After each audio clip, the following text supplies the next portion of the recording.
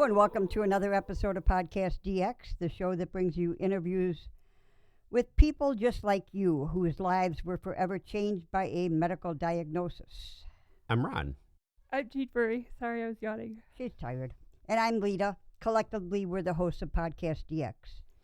And on today's show, we're going to discuss pulmonary embolisms.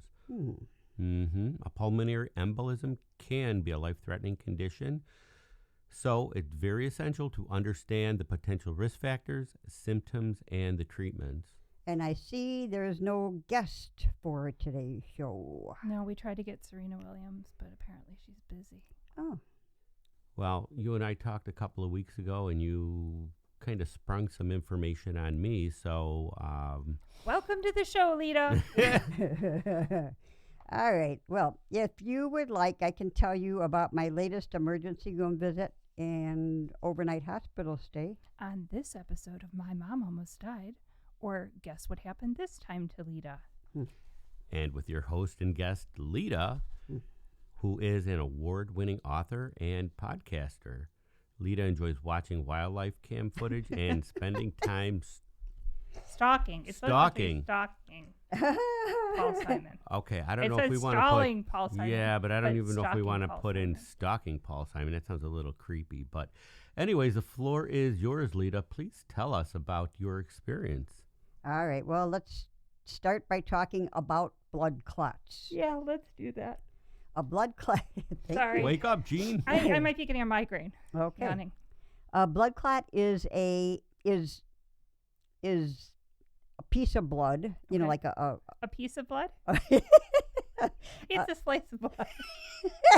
Okay. It's a bunch of blood cells that have partially solidified in a blood vessel, and blood vessels are your body's pulmonary highway system.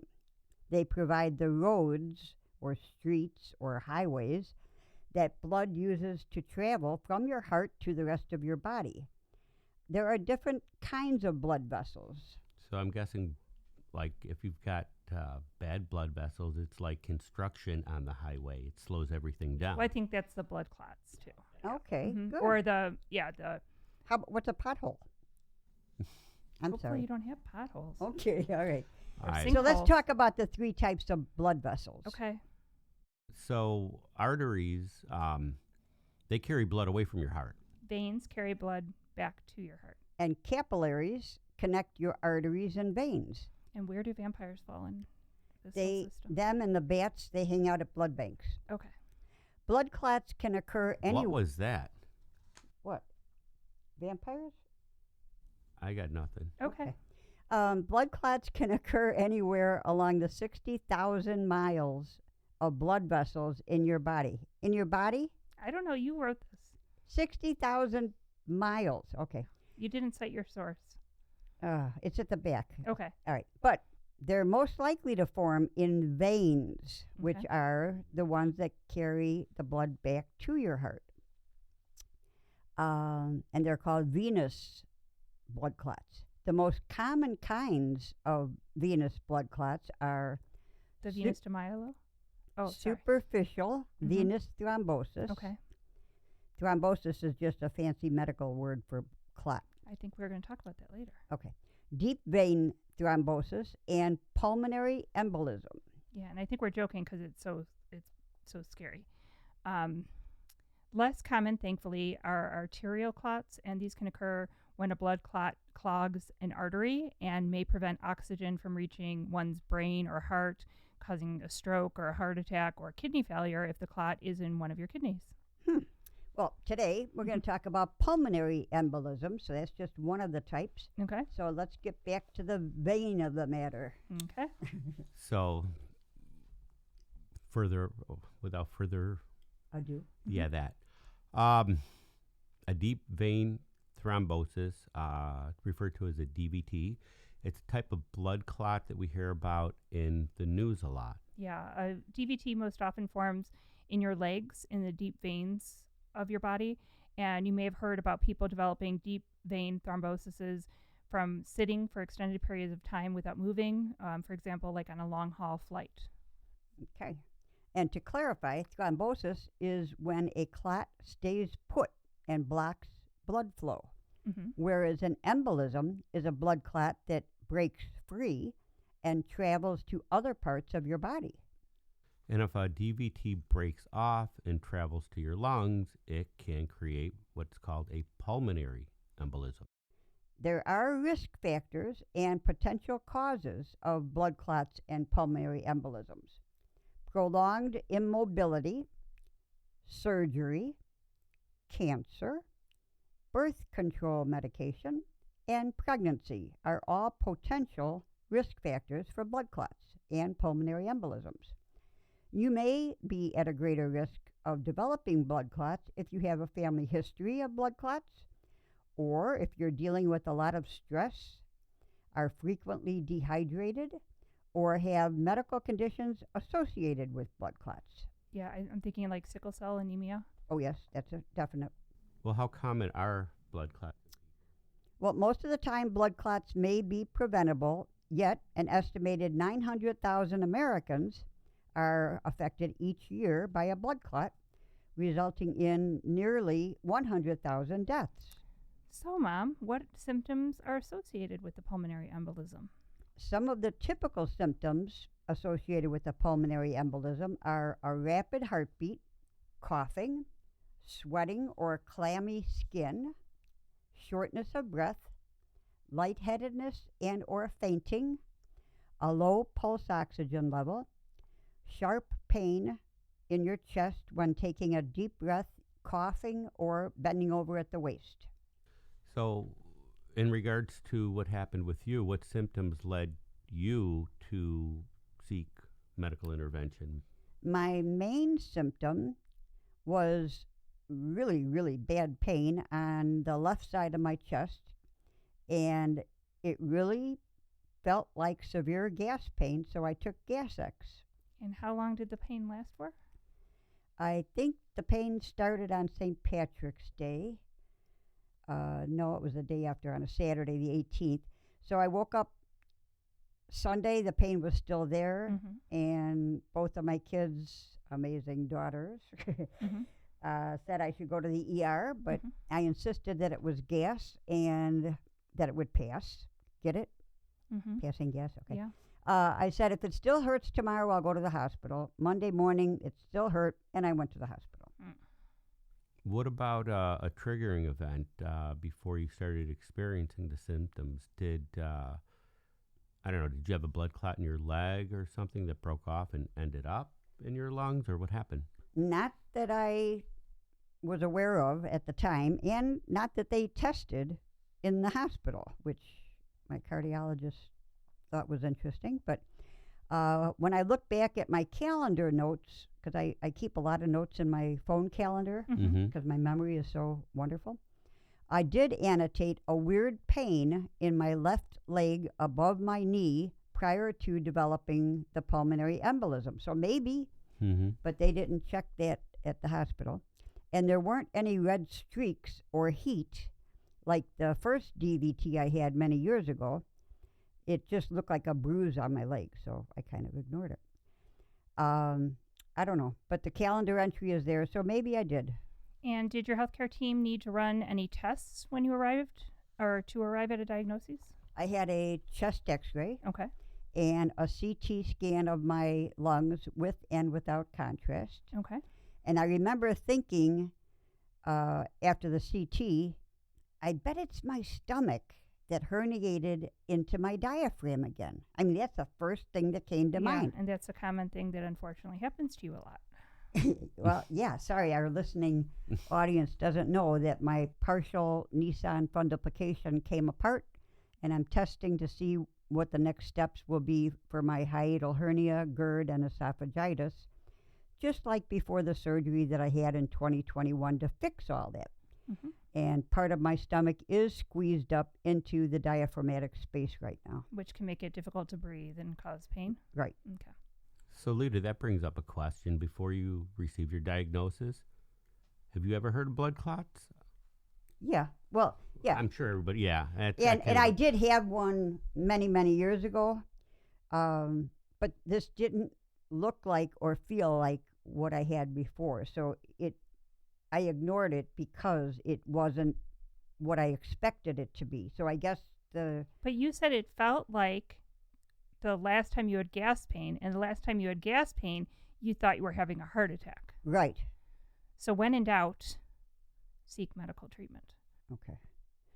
Well, I had heard of I had heard of blood clots and pulmonary embolisms, but I never thought much about them. I had varicose veins in my legs many years ago. I mean, like we're talking 30 years ago, 20, and I had them sealed off. They inject you with a saline solution, and they seal off the bad veins by a member of my cardiologist group, and I think that was 10 or 15 years ago. And I assumed that I dodged a bullet by acting prophylactically, but maybe not. Yeah, I think there's like a slight incidence of increased blood clots if you have varicose veins. Mom, how have you and your healthcare team chosen to treat or mitigate your symptoms? I am on blood thinners right now, Okay. and I'll be following up with my cardiologist for further testing. Okay. So then, Lita, is it safe for you to drive or exercise, or what about flying? Well, I've never learned how to fly, but I'd love to. I can do all of those things and more. The doctors have told me as long as I don't feel bad, do whatever I want. Okay. So that's And- what I'm doing. And if you're working at your desk, you're supposed to take a break Yes. and walk around. I do that. Okay. And the same thing goes for long car rides. You have to stop, I do that too. walk around. And I won't be flying too far. But the blood thinners are supposed to keep any other clots from forming. That's what they say. So I'm just going to interject a little bit here because of the conversation we had several weeks ago. You were supposed to fly.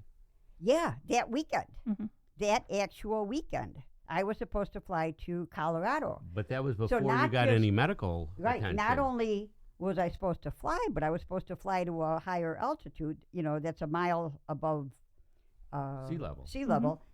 Not that bad. It's not as bad as like Breckenridge or something, but still, that could have put pressure. Yeah, so I think I dodged a bullet. No, I'd say you dodged a big bullet. I dodged an RPG. Okay.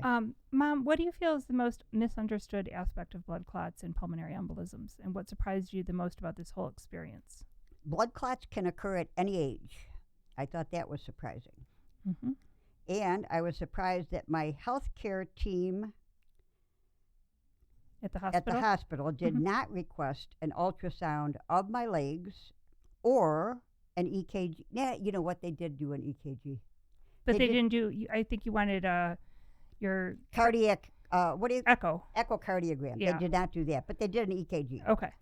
But I'm going to have the echocardiogram soon, and I'm going to have a monitor soon to see whether or not I've got AFib. Okay. We're going to do a short pause here. Now that we've discussed the basics of blood clots, I think our listeners have a better understanding of this condition. In order to better serve our guests and listening audience, we are now working as an affiliate with a major medical supply warehouse located here in the United States. You will find our affiliate links on our website. Our goal at PodcastDX is to tailor specific medical supplies and equipment based on individual diagnoses to make it less stressful than looking through an entire catalog for what you might need. We are open to your suggestions and will adjust our offerings based on what you, our guests, and listeners find helpful. And back to the show. Thank you, Ron. Do alternative therapies like massage therapy, probably not acupuncture because you're on blood thinners, heat or ice help alleviate any of your symptoms? And she's laughing because the last time she was on blood thinners, she was pruning roses and thought it was interesting how her blood just like spewed out from the puncture when she hurt herself. It Yeah. was. It was funny. No, not really. No alternative therapies Okay. are warranted for this condition, but I am staying hydrated and taking my medication as prescribed, and that has helped. Okay. Well, that's good. Lita, are there any less apparent parts of your life that have been affected by having a blood clot? I think I'm more cognizant of how I'm feeling Okay. now. If I notice that I'm feeling lightheaded or something, I stop, take a couple of deep breaths. Okay. That's good. Yeah, it makes sense. Yeah. And with everything opening back up after the COVID pandemic, what are you looking forward to in this next year or two? Well, COVID is here for the long haul. People are saying it's opening back up, but with everyone else foregoing precautions, I will still be masking. I'll be making a concerted effort to wear my mask, wash my hands, and avoid crowds. Okay. That's good advice. Mm-hmm.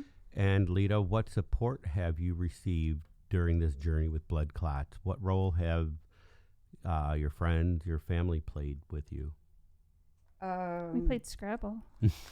Yeah, and Let me rephrase that. How have they assisted you? Oh, okay. all right. Well, my younger daughter Kim came up and stayed while I was in the hospital and helped me and Jean. My Aunt Mary obviously has been a big help, and my daughter Jean is always a big help. So the three amigos, we'll call them. Okay. Okay. Jean, Kim, and Mary. Okay. They all played a big help, Oh, okay. played a big part. What about Charlie? Charlie is always good too. Okay. He's good for cuddling with. Okay. And what advice do you have for someone recently diagnosed with a pulmonary embolism? Number one, listen to your body and don't ignore the symptoms. Like the other day when we were at the park and you said you're having pain again and you ignored it and said that you didn't want to go to the hospital I because didn't you were ignore taping it. today? I didn't ignore it. Okay. I knew it was there. Oh, okay. You just didn't do anything about it. Right. Okay. Okay. You guys done? No. Okay. We'll continue after the show. I'm sure you will. But, Lita, thank you so much for sharing all that information with our listeners.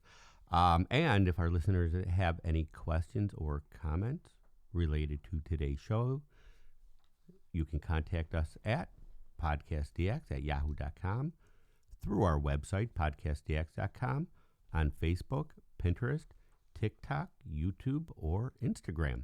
And if you have a moment to spare, please give us a review wherever you get your podcast. As always, please keep in mind that this podcast is not intended to be a substitute for professional medical advice, diagnosis, or treatment, and always seek the advice of your physician or other qualified healthcare provider with any questions you may have regarding a medical condition or treatment and before undertaking a new healthcare regime, and never disregard professional medical advice or delay in seeking it because of something you've heard on this podcast. Till next week.